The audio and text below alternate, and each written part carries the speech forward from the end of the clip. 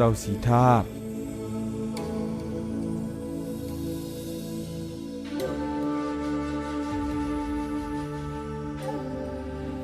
ในน้ำเจ้าตีไรกินน้ำเสียเอียดหนึ่ง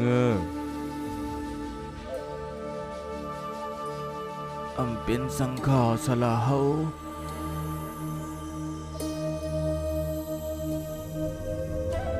ข้ากินน้ำเหย้าต่อเหลวใน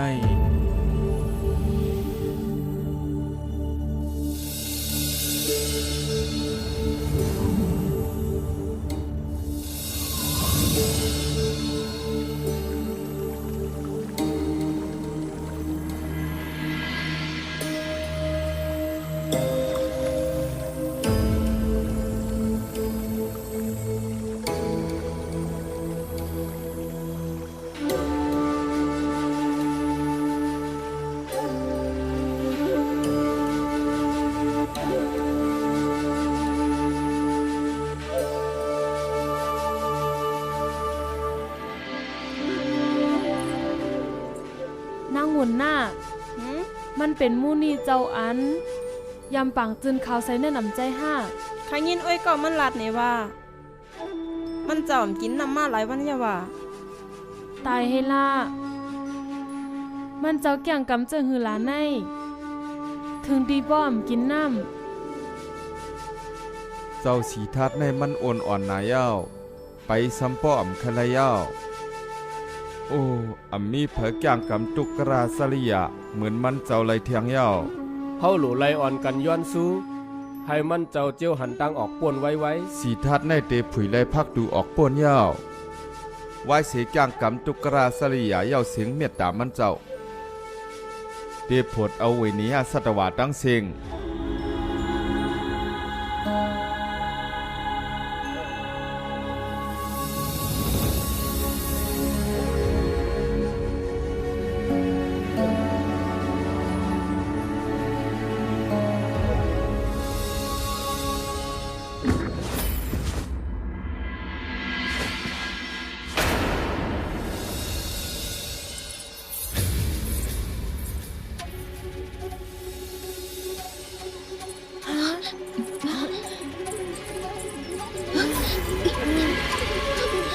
นางหุ่นหน้ามันเป็นมูนี่สิท่านรู้ได้เอานำมาลูก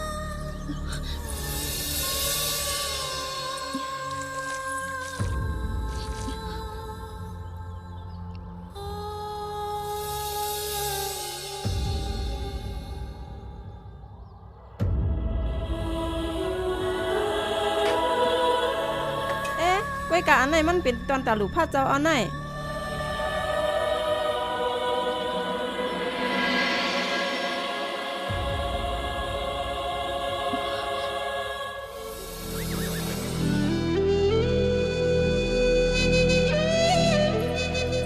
เมื่อเจ้าเฮาเตมาตีใน